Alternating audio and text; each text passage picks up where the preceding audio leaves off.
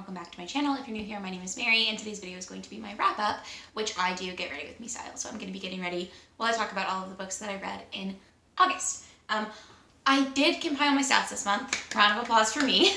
Please clap. I wanted to let you know that I'm including some books that I've talked about in a previous wrap-up, because when I wrapped up my books for July, I didn't have that many, so I added some August books to that. So, just so you know, there will be extra books in here that were not accounted for. Also, when I get to my author stats, I did read one anthology, which had 15 different authors. So I do count all of those individual stats for that. Except for the gender of the authors, I did not go through and do that. All right, I'm gonna start with my stats. So in the month of August, I read 11 books and I DNF'd one book. So I'll tell you, that's not included in my full stats, but I do include the page count because I read almost half of that book before DNFing it, and I will also talk about it here. So, format-wise, I read one book physically, I read 6 ebooks, and I read 4 books via audio. For ratings, I gave 1 2-star, 4 3 stars, 1 4-star, and 5 5 stars. So it sounds like a really good reading month, but the average rating was actually a 3.9, which is not bad by any means. Okay. For status, I did not read any new books. I did read 1 book that I owned, like the bare minimum, and I got 10 books from the library. Demographic-wise, I read no middle grades, 1 book that doesn't have a demographic age range, 3 adult books, and 7 YA books. So I read a lot of YA this month, which kind of surprises me because I've been sort of leaning away from that, but I'll get to why in a minute. I also read 3 books by male authors, 8 books by female authors, and 15 books, and then the compendium had 15 various gendered authors that I did not go through and look. I want to say that was mostly female, but I could be wrong. I read from 8 white authors, 1 black author, and 5, 10, 15, 17 authors of color. The way I divide the race of the authors that I read is I have white, black, indigenous, and person of color, which would be non-black, non-indigenous.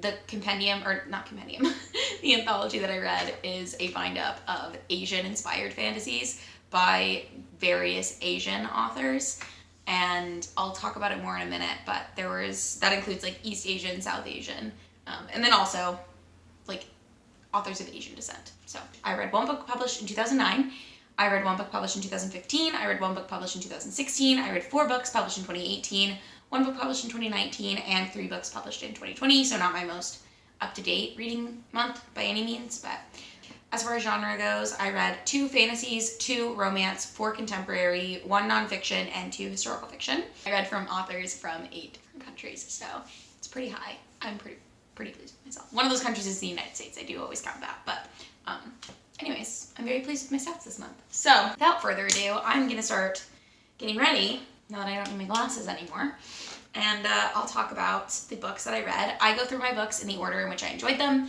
so I'm going to start with the book I DNF'd and then move on from there. So the book that I DNF'd this month was Beneath the Stain by Amy Lane, which is a male-male romance, and there were a couple things that I didn't love about this book immediately upon picking it up. One of those things is that it starts following the characters when they're very young teenagers, and there's I think the main guy is 14 and his original love interest is 18, and there's sex happening at that point, which I just think is icky and terrible, and I hated it. I don't really know why it was included. It made me feel gross to read about because it's pretty graphic and detailed, and it's a kid, so I really didn't like that, but I pushed through because that's just the opening scene, and then we age up all of the characters 5 years. And the premise is this guy, Maggie, is in a band with his brothers and his brother's friends. And their band is, dang it, I'm gonna have to go wet my sponge. Hold on. We're back. But the band gets discovered at some point, and so you're supposed to believe that Maggie is this musical genius, that's the main character, and then he's really misunderstood, and he gets into drugs, and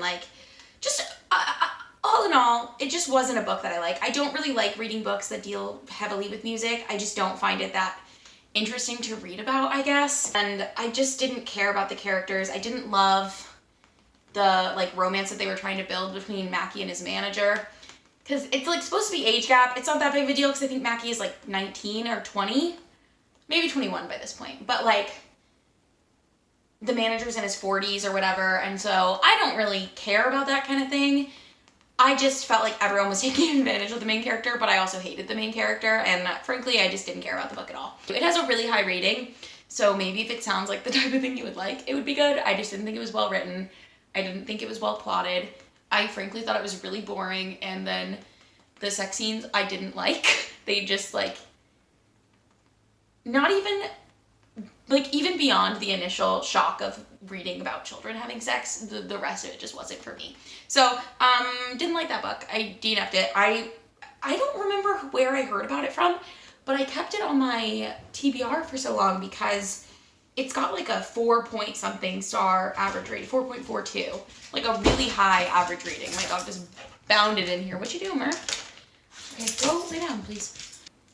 The next book in order of enjoyment is Where We Go From Here by Lucas Rocha, who is from Brazil, and it was translated from Portuguese. And I talked about this in a vlog, so I'm going to try not to go too in-depth with it.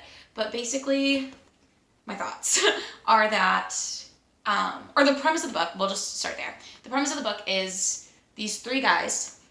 There's 3 gay men. They're like all late teens, early 20s. And 2 of them meet at a testing center to test if they have HIV, and then one of them ends up being positive, one of them ends up being negative, and then there's a third guy who is also HIV positive, who was in a relationship with a guy who tests negative. It's just like a discussion of these like 3 men, I guess, young men in their relationships. I didn't hate this book. I gave it 3 stars. I thought it was fine, but it just didn't do anything for me, and I also really disliked the way that certain concepts were handled. I really didn't like the author's, like, the character the author preferred is the character we get, like, the least info about, and that I just didn't, I don't want to say, like, I didn't care about him, but I feel like nothing happened to make me care about him. And then, there's also a lot of, like, dealing with the relationship between 2 of the guys, because they are in, like, a romantic relationship, and we don't get to see any of that develop. So I was under the impression going into this book that he had like sort of barely started dating this guy, and then they broke up because they got into a fight about the guy's status with HIV because the guy didn't tell him before they hooked up, and so that was a big deal for him, and then everyone was sort of telling him that he was being an asshole because no one should have to tell you that they have a disease that they could potentially transfer to you, but he's like, well, I have a 0% chance of transferring it on and all of this, and I'm sure that's true, but I still think it's something that should be discussed prior to whatever, because it's like a safety thing for me. I was on the side of the guy who the author clearly wanted you to not be on his side, but I don't know. There's also like a big plot moment at the very end of the book that just like doesn't really have time to mean anything, and I wish that had been the plot of the book rather than the plot of the book being like, oh, over here, we're gonna get in a fight, the lovers quarrel, you were under the impression, reader, that they had just met, but no, really, they're in love, which just didn't make any sense to me. I just didn't like it. I gave it 3 stars because I liked what it was trying to do, but overall, this book, it was not for me. The next book that I also gave 3 stars, but just wasn't for me, was I'm Not Dying With You Tonight by Kimberly Jones and Gilly Segal? I don't know how her name's pronounced. Gilly Segal? I'm not sure. But this is 2 authors. Obviously, one author is a white woman, one author is a black woman, and they wrote from 2 perspectives, a black teenage girl and a white teenage girl, and essentially the premise of the book is that there is a fight at their high school that turns into a riot in their town in Atlanta, and their like neighborhood of Atlanta, and then the girls, Lena and Campbell, have to like they have to like lean on each other a lot to get out of the situation that they're in. And I liked what the author said that like gave her the idea. I don't know which author it was that had the idea first, but in the author's note, it talks about how like there was a riot in Baltimore, I think, and there was a bunch of school children stuck on a bus in the middle of this riot when it broke out, and so they wrote the story about like what it would really be like in that situation. I will say, I did not feel like there was any explanation for why this riot took place. Like, it just did, and it didn't really make sense to me. I feel like there was no build-up for that. Also, I didn't understand, like, part of the thing is that Lena's boyfriend is somewhere downtown where this riot is happening. So Lena is like, Campbell, we gotta go find my boyfriend and he'll drive us home. but that meant they had to like walk through this like really dangerous neighborhood that they already both didn't want to walk through, and that they like were in the middle of more trouble than they were even at their high school. And it's just not how I would have done any of it, frankly. Like, I just felt like it wasn't very well set up. So there's a review that I saw that goes into all the details of everything that doesn't make sense in this book, and I will link that if I can remember to, because I really like that review, and it basically touches on everything that I want to say about this book, but I'm not going to because, frankly, it was not that impactful for me. So the next book I'm going to talk about is A Thousand Beginnings and Endings, which is the anthology of like Asian-inspired fantasy stories that I read, and this book I gave 3 stars as well. I really like some of these stories. Most of them I did not really like. So there were 3 that I think I would have read an entire novel based on the concepts in them. I talked about this in a vlog that went up. The last video you saw, I believe, is this vlog. So I'll link that if you want to watch it and hear all of my thoughts and like more specifics. But I thought it was like a really cool idea, and I liked it because like I feel like in the Western world, we get a lot of like Western fairy tale retellings, but it was interesting to hear like folklore and like Asian inspired retellings. I also liked 2 of them were South Asian inspired retellings of the Mahabharata, which I had to read for college. So it's like the longest poem ever written. I think it's like 200,000 lines of poetry, but it's like an Indian epic, essentially. But I really liked that like 2 different people retold parts of that story. And there's many parts, so like they weren't retelling the same thing, but it was just cool to see like 2 different interpretations on the same thing, if that makes sense. I just like overall, so many of the stories to me weren't that intriguing, and so I wish that more of them had hooked me more, if that makes sense. But that's always sort of the risk you run, especially when you read an anthology of short stories by different authors, because some authors' writing styles you're going to like really gel with, and others you're just not. And I think that was sort of part of it as well. I liked, especially at the end of each story, there was a little author's note about that individual story where the author was like, I chose to do this because it's important to me, and I grew up listening to this story or having this story told to me, and they would talk about like the actual myth or story or whatever they were like retelling or inspired by. And that I thought was really fun, because again, a lot of these stories I was not familiar with. I will link that blog if you want to hear more about the stories that I really liked. The next book I want to talk about is A Girl's Guide to Missiles by Karen Piper. I always want to say Karen Fowler, but she's a fiction author, not this lady.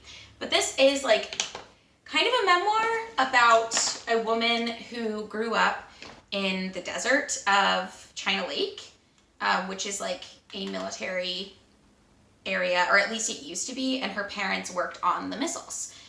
So like they built missiles, and that's what they did. And so it's a lot about her childhood and what it was like growing up there. Because I think it was like the 60s that she was growing up. But it's also, interestingly enough, a lot about how like her life after like childhood, when she learned about like what missiles actually did. Because it's a lot about how like that was part of her parents' job, so they never thought about missiles as like death machines. They thought of them as like, I don't even know, like something to be proud of.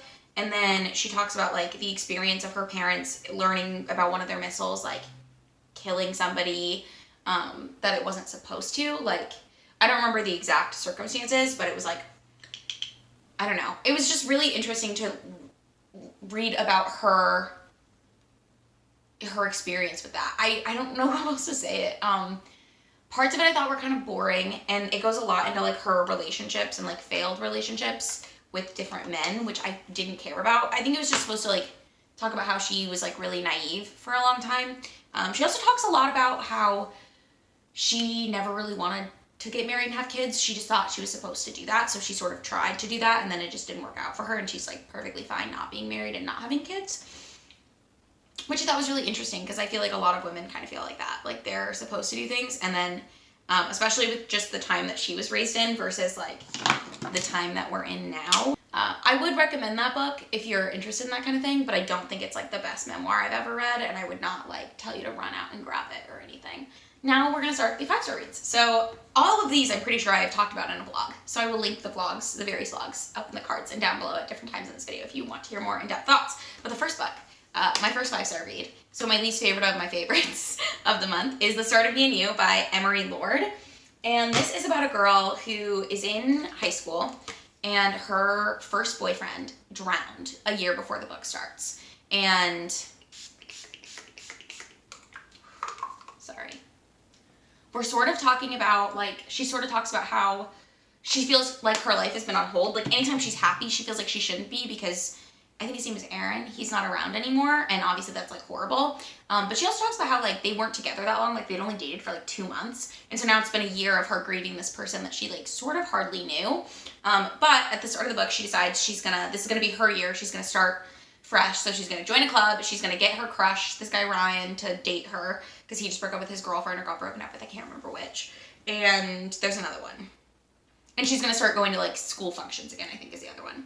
So it's, like, a friends to lovers romance between her and Ryan's cousin. It was super cute. She ends up joining the, not academic decathlon, what is it called now? Quiz Bowl? She joins the Quiz Bowl team. And yeah, it's just about that. And I really liked it. She also has a really tight-knit group of girlfriends. And I wish I pulled this quote so that I could read it to you. But there's one quote where she talks about how, like, how important her friends are to her. I think I'm gonna have to pull it up. Hold on 1 second. Okay, so the quote is, "In friendship, we are all debtors. We all owe each other for 1,000 small kindnesses, for little moments of grace in the chaos." And I loved it. It really resonated with me. But this book was just like, I don't know. It touched on a lot of really deep topics, but it managed to make it, like, light and fun still. And I just really liked the pairing. I was really into it. I was really, really happy about that book. My next 5-star that I'm going to talk about is If You Leave Me by Crystal Hannah Kim, which is a historical fiction. And I am not always the biggest historical fiction girly. This month, surprisingly, I had 2 5-star historical fictions. But this one is about the Korean Civil War after World War II. I think it's like North Korea comes down and attacks Korea, from what I understand. Again, I'm not a historian. I don't know that much about this kind of thing. I haven't taken a history class ever, like since high school probably. So, but it is about this teenage girl who her parents and her mother and her brother and her go to this refugee camp, and it's kind of like a love triangle, but also kind of like a forbidden lovers story, but also it's just about her life. And essentially she is like 16 and she ends up getting a marriage proposal from this really wealthy guy, but she's in love with this guy's cousin. They're not actually cousins, but it's like their dads were cousins or something. And then it just follows them for like the remainder of their lives and like the struggle that they go through, and then their children. And I just thought it was beautiful. I do love a like multi-family or multi-generational like historical fiction tale. It reminded me, not as much like this, but if you liked, what is it called? Homegoing by Yad Jassi, I think you would like If You Leave Me. It is kind of depressing, and it's much more focused on this one like romantic relationship. But I absolutely loved it. It made me cry. And I just thought it was so well done. And like, I don't know. It really like broke my heart, to be honest with you. The next book I'm going to talk about, is Stolen, A Letter to My Captor by Lucy Christopher, which was so good. It's a like YA contemporary about a girl who is kidnapped by a man and taken to live in the Australian outback in like the desert. And I got Stockholm Syndrome from reading this book. Cause like, obviously he's a bad guy, but like, you're almost rooting for them to get together. And I was talking to my boyfriend about this and I was like, I can't figure out what's wrong with my brain that I'm like wishing that these people would kiss. Like something is up with me. And then I read a review that basically said the same thing. Like if this type of pairing works for you, then the book will work for you, because you'll be rooting for the couple the whole time. And then when the ending comes, you'll be very conflicted about how you feel about it. And I gotta say that's true, but I've heard a lot of people don't like this book. Probably for the same reason, because they probably are like, I'm not that into this idea. Obviously, he's a bad dude. No. So I think it just depends on whether that'll work for you or not. If, like, I think your enjoyment of the book kind of hinges on you getting Stockholm Syndrome from reading it. Or like secondhand Stockholm Syndrome. But yeah, I really loved that book. And it was recommended to me by someone. I can't remember who, but it was a great recommendation. I was like living for it. It was so good. And like the characters are so well done. Like he's so flawed, and the teenage girl is like so teenage girl. But like, it worked for me so well. I don't know how else to describe it.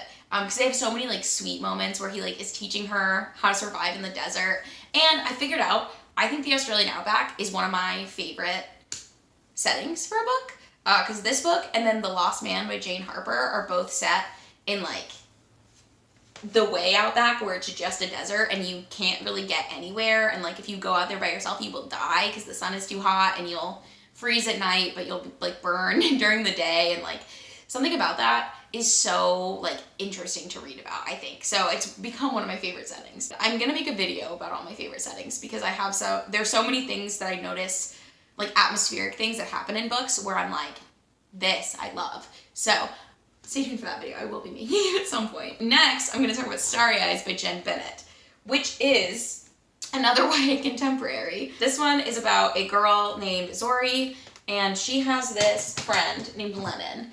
And they have been best friends forever. And at the beginning of the book, Zori talks about how Lennon and her had sort of a falling out. And we know that they like tried their hand at dating. We don't know what happened with the falling out, but we learn as the book goes on.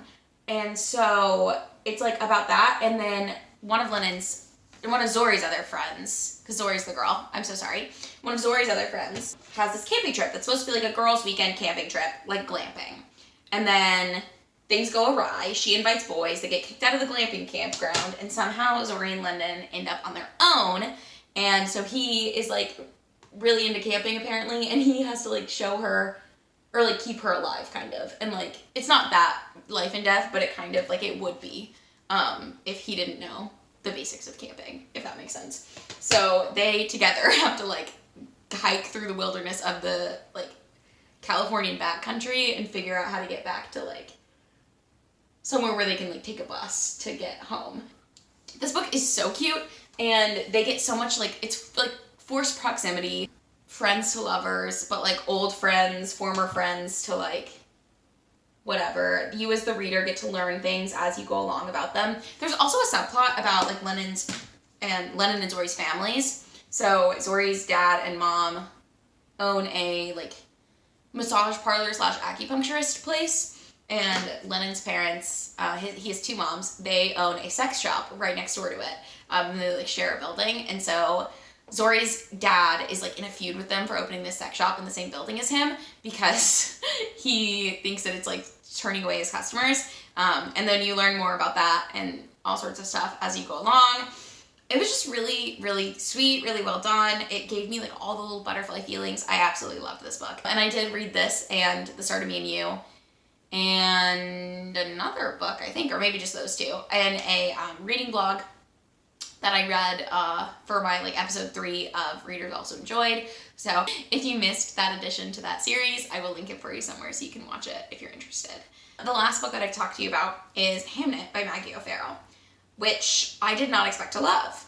I read this for a book, or like a reverse taste test challenge thing, where I read books that people I know DNF'd. Not people I know. I don't know these people. People that I follow on Goodreads DNF'd. And this one, Gavin from How to Train Your Gavin DNF'd it. And so I added it to my list. It's a book that I wanted to read. It's a book that I owned. So I was like, this is the perfect thing to put on here. Because I am trying to read through my own TBR. But this book follows Hamnet, who is the son of Hamlet. And basically we follow in 2 timelines. We have William Shakespeare, who was never named in the book, but that's who it is. That was like one of my favorite things about it, is that they never name him. It's all about his wife, who in the book they call Agnes. In the author's note, she talks about how like a lot of people know her as Anne Hathaway, but her father, in his will, named her, or yeah, called her Agnes, and so that's what the author went with, which I really enjoyed. There's a couple of other name changes to prevent like duplicate names, which again, I appreciated as a person who struggled through Wolf Hall and could not track which Mary was which Mary. I like that she did that.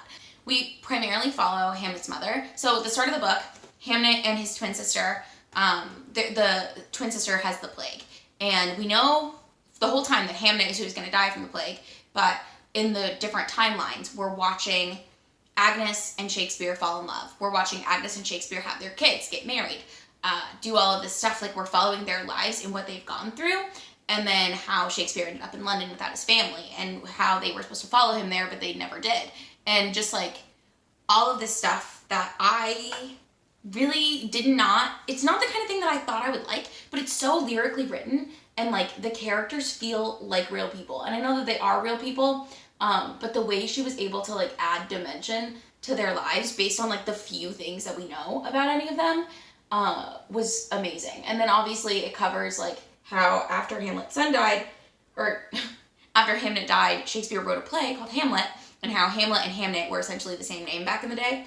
But I just really liked the way that it was handled, and the way that it talked about grief, and the way that it talked about like overcoming grief and how different it is for different people. Just to watch Agnes and Shakespeare go through their different grieving processes for their kid was so heartbreaking. Oh, I loved this book. I know it's not for everyone, but I really do think if the writing quality is something that you like, then I think you would really enjoy this book. So that is my final book from the month of August.